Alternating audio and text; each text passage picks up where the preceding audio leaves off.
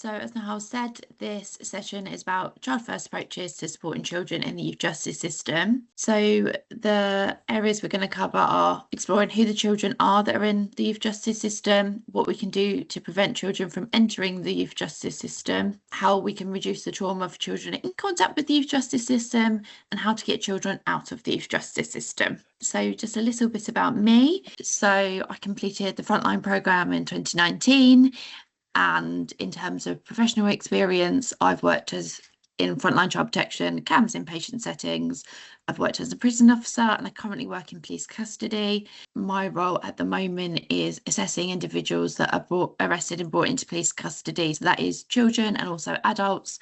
So I'll be drawing upon those experiences and also theories to inform this presentation this morning. So who are the children that are in the youth justice system? So typically when talking about children, we're talking about those that are 0 to 18 years old. However, when we're talking about the youth justice system, we are talking about children aged 10 to 17. And that's because the age of criminal responsibility in the UK is age 10. So the age of criminal responsibility is different all across the world. Some countries don't have a set age.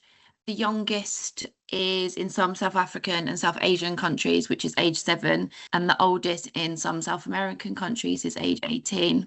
The United Nations Conventions on the Child, recommends the minimum age for criminal responsibility is age 14. So there are kind of mixed views around what the age should be, but currently in the UK it is age 10. So what this means are that children between age 10 and 17 can be arrested and taken to court if they commit a crime. So the way that children are treated differently to adults in the justice system are children are dealt with by youth courts.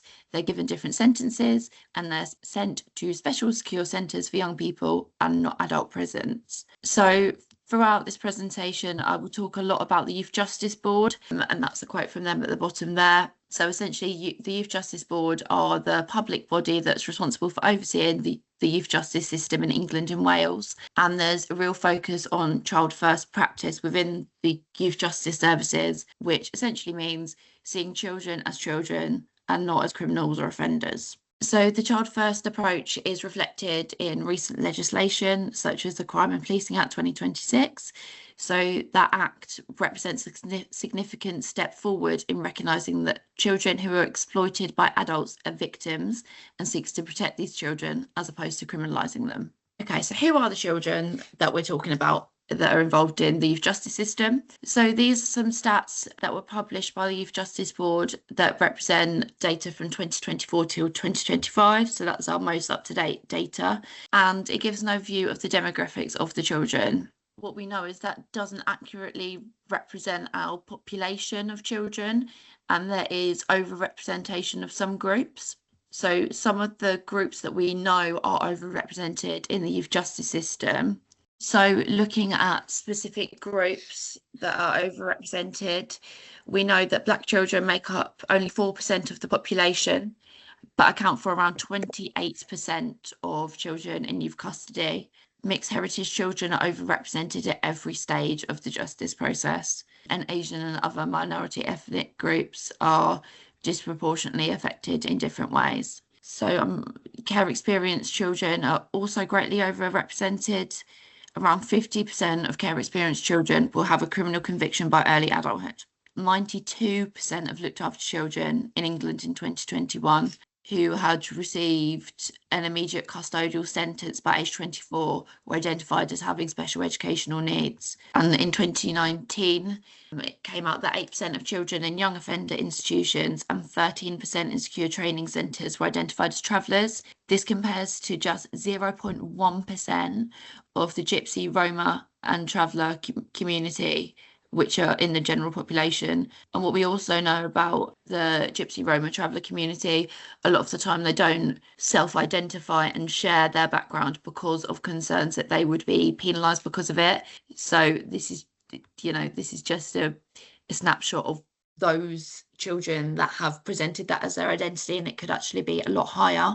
So why do we think that these children are disproportionately represented in the youth justice system? Is it that these children are just really naughty, and that's why we see these representations. So what we know from evidence base is that's not entirely the case, well, not the case at all, really.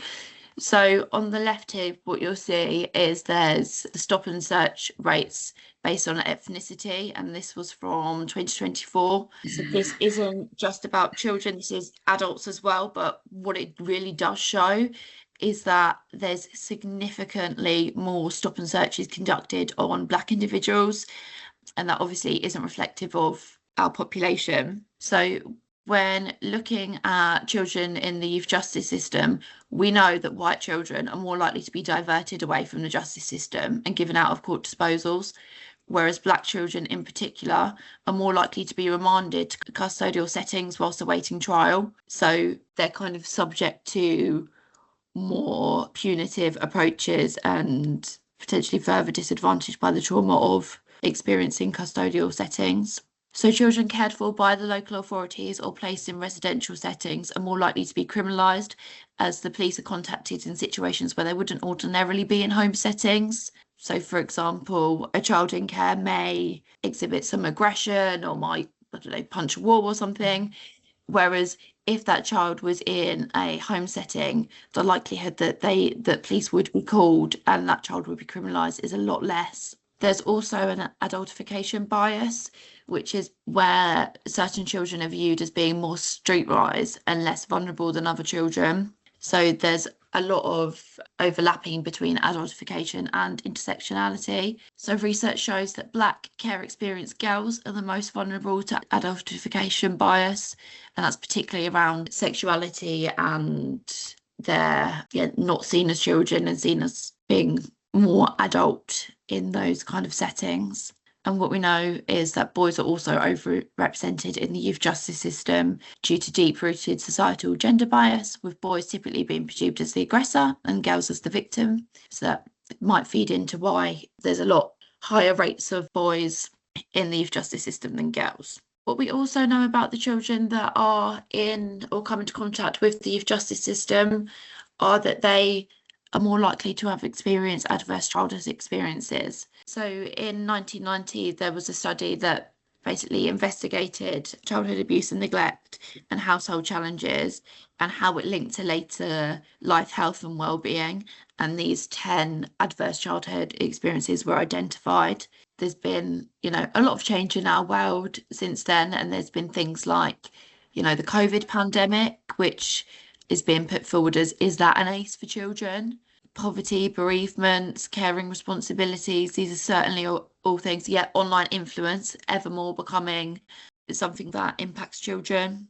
Yep, so there's lots and lots of different things, and here the initial study was definitely focused on harms in the home, whereas what we know is there's the online space, there's schooling, there's racism in different settings. So there's a whole lot more than what was initially presented. So what we do know is generally the more adverse childhood experiences a child experiences, that means that they have an increased risk of certain things that would lead them to come into contact with the youth justice system.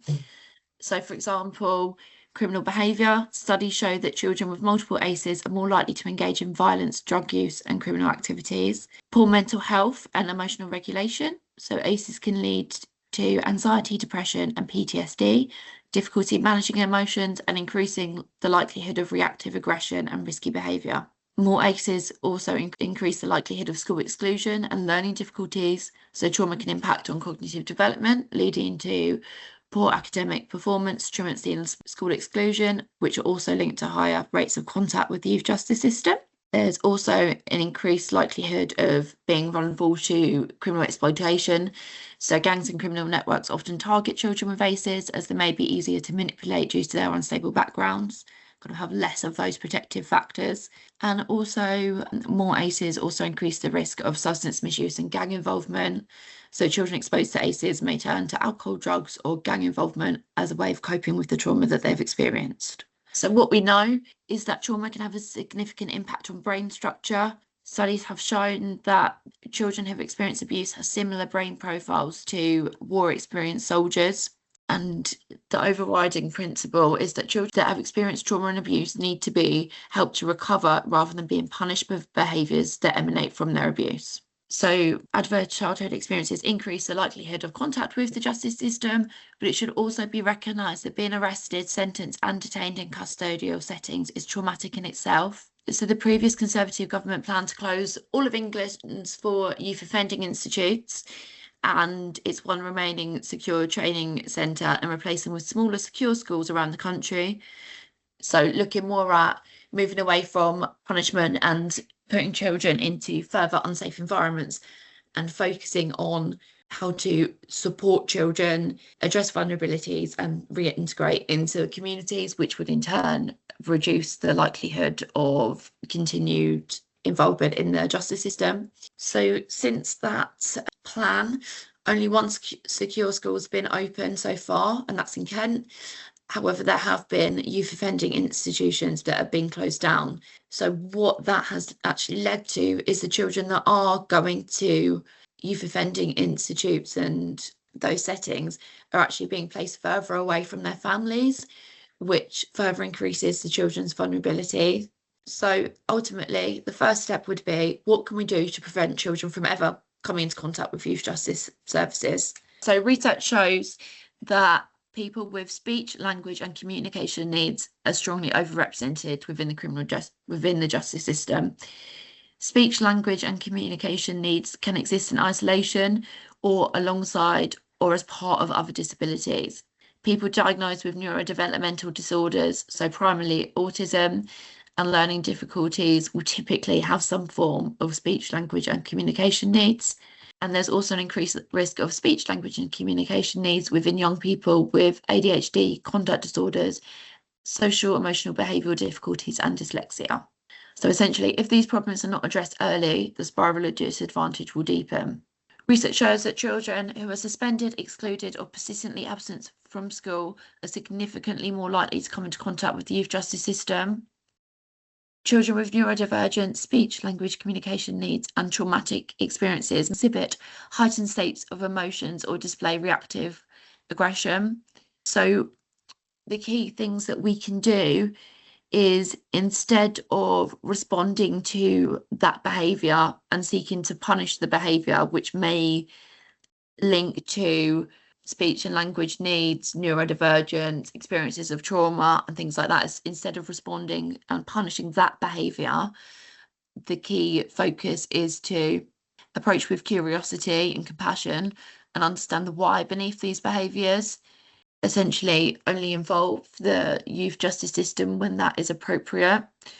So what we know consistently from child safeguarding reviews is that working closely with other agencies involved in the children's life to get better understanding of their lived experiences and holistically address unmet needs in turn reduces the likelihood that a child will come into contact with the youth justice system. So essentially the key message there is the early intervention to reduce the vulnerabilities to prevent the initial contact with the youth justice system. And those are just some key areas to focus on and really key around keeping children in educational settings or moving away from punitive approaches such as exclusion from those settings, which would therefore increase the likelihood that a child would come into contact with the justice services. So what we can do is focus on diversion away from the youth justice system.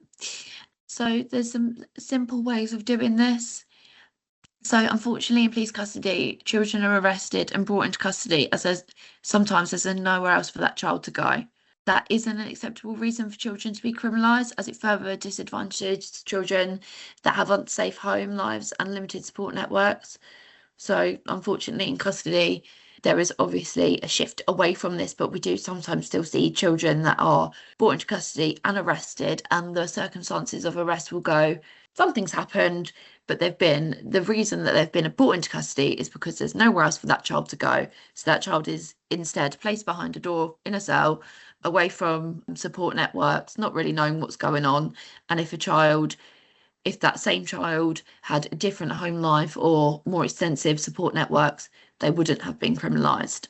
So what can we do as professionals to prevent children from coming into contact with the youth justice system? So one really simple thing is to have collaborative conversations with the child and their families and carers to determine should they need to stay somewhere else temporarily, where could this be, and how would services arrange this. So this can apply when police attend addresses due to altercations in the home. So does that child need to go to a safe space away from the home to regulate their emotions as opposed to being arrested and placed in a cell? Having these conversations and clearly documented it on records that are accessible by, out of hours services and those who will probably be contacted when a child is potentially going to be arrested. Because what we know is that children typically are arrested in evenings and weekends. So it's about clearly documenting a plan that has been agreed and discussed with the children and with their support networks so that they have an understanding of where a child could go instead of them being criminalised. And what we'll discuss in a minute is how that kind of having those plans reduces negative impact of when they do come into contact with the criminal justice system. This also applies to if carers or parents are arrested. Children can avoid being placed in police protection or emergency foster placements if there is a clear plan that is accessible. It could be frightening and traumatic for children if they are placed into police protection, emergency foster placements, or obviously police custody. So having that clear plan, easily accessible on records, could prevent children from further adverse experiences. What we know, what we've mentioned earlier, is that some groups of children are disproportionately represented in the youth justice system. So what we can do is support children to know their rights and to challenge discriminatory practices, such as stop and searches, and consider, is this even a matter for the police? We know care experienced children are often reported missing if they're late back to placement, despite the fact that carers might know where they are. It might be because a bus is late, or it could be a reasonable explanation for why that child is late, and the child might not necessarily be missing. So what that's led to is developments and the Philomena principles being developed in London, which is essentially approaches towards when children are considered to be missing and whether involving police is appropriate, and whether that is just something that, a systemic process that actually isn't focusing on the child's best interest, and if it is criminalising children, that if they were in a different setting wouldn't be criminalised. So as professionals, it's our responsibility to not further disadvantage children, challenge systems and processes that do. So I think if this was my child, or if this was my brother, my sister, my niece, nephew, would I respond in this way? And if the answer is no, then why are we responding in that way when it's a child we might have corporate parental responsibility for? So what can we do to reduce the trauma for children in contact with the youth justice system? So this is if we've tried to prevent them coming into contact with the system, but unfortunately that hasn't been prevented and that child is now in contact with the youth justice system. So there's different kind of underlying principles. This resource here is something that was developed by Southampton Youth Justice Services, and it's just an example of how professionals can ensure that youth justice services can see that child, which in turn reduces adultification, how the child's needs and wishes are clearly represented. Who would be an appropriate adult for that child? Would it be someone from youth justice? Could it be someone from school? Could it be their uncle? Who does that child feel safe with, and who would be appropriate? Also discusses any needs that they might have that might account for their presentation whilst in the youth justice system, and what can be done to manage any anxieties and things like that. And what they've actually found since Southampton Youth Justice Service have implemented this My Custody Passport since 2025 is that it's actually led to a reduction of time that children are spending in custodial settings. And I think a clear reason for that is the services are aware who's involved in this child's care and who to contact so that these plans can already start getting put in place whilst that child is in custody. So an appropriate adult could be allocated sooner. Therefore, police interview could happen sooner. And because there's ongoing plans with the services involved about what to put in place for when that child is ready to be released from custody, that means that this whole process is a lot faster, a lot more efficient, and also it reduces the negative impact of that child's contact with the youth justice system. So things that I think are important to consider, this is just what one youth justice service has put together, but I think the key principles to hold in mind are, if you were arrested and put in a cell, who would you want to know that you were there? What would you want the police that are managing your welfare to know? Are there things that help in times of extreme anxiety? Are there behaviours you might be exhibiting that could be interpreted in a certain way? And would it be helpful for those caring for you in that immediate environment to know why this might be and what might help? Who are your support network, and who would you want to be called? Who would you want to know that you were here? So just some things to hold in mind. Okay, and finally, what can we do to get children out of the youth justice system? So this is a little case study, and I would appreciate if we could just take a few minutes to read through this and think about the questions posed below. This is obviously a fictional case. So Jimmy is a 13-year-old boy of dual heritage, so white British and black Caribbean. He lives with his mum and his little sister, age 4. Jimmy's dad is in prison for domestic abuse towards mum. Jimmy has written multiple letters to his dad in prison, however his dad has not responded.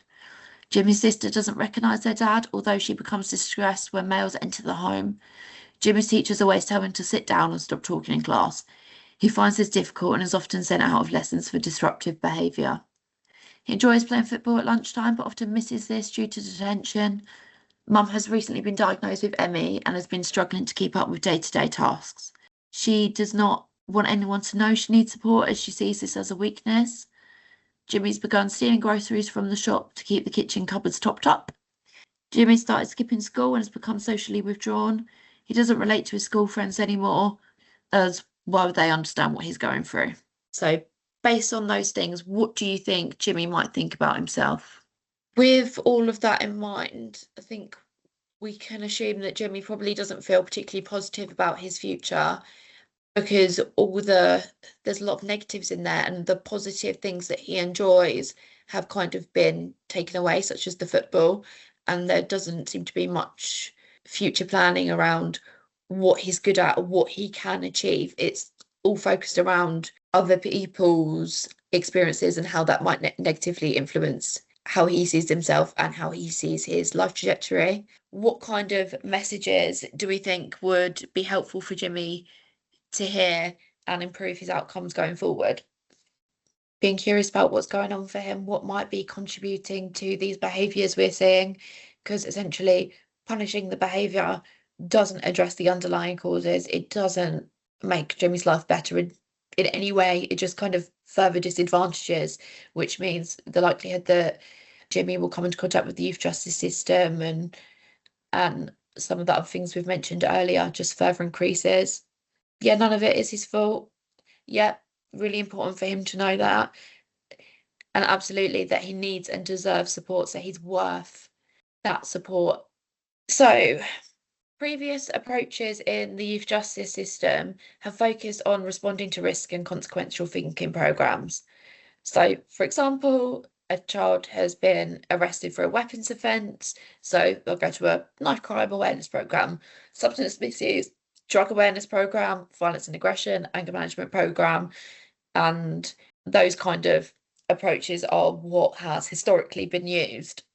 What we know is that's actually quite ineffective in changing behaviour, as children already know that the behaviour could be dangerous and could be harmful. So I think this is something we can all definitely reflect on and see for ourselves. So I'm sure we all do things that we know are ultimately not good for us. Personally, I live off Pepsi Max and chocolate. I know that's bad, but that's not going to stop me from doing it. So it's applying those principles as well to how we work with children. So risk responsive and consequential thinking were actually found to be linked to increased child reoffending. So as it reinforces the child's identity as a criminal and it doesn't address the root cause of the behaviour. So evidence now shows that promoting a child removed from the justice system minimises crimogenic stigma from contact with the system. So key principles are diverting from that stigma and supporting children to build a pro-social identity is what we know works to reduce the likelihood of interaction with the youth justice system and further disadvantage. Focusing on children's individual strengths and shifting their self-perception changes the child's behaviour to align with their identity. And it's important that we as professionals empower children to see their value and build connections and create opportunities and build hope for the future. So essentially, moving away from that problem, risk-saturated narrative that further reinforces the child's view of themselves as this dangerous person, this criminal, this offender, this person to be feared, moving away from that and focusing on, okay, what are the strengths, what are the positives, what could be built upon to improve the outcomes for that child. And in social work practice we focus so much on our relationships because we know it's such a key indicator to positive outcomes, having those positive therapeutic relationships. And ultimately, if we can help a child to build sense of connection in their relationships and in other settings, then it reduces the likelihood that they'll be seeking those connections in other ways. So in terms of, when children seek connections and are looking for belonging, that increases the likelihood of, involvement with or becoming exploited and trying to seek their identity from fitting in with like offender and criminal groups and narratives. So evidence now tells us that to prevent offending, we must address children's unmet needs and identify their strengths and create opportunities to release their potential.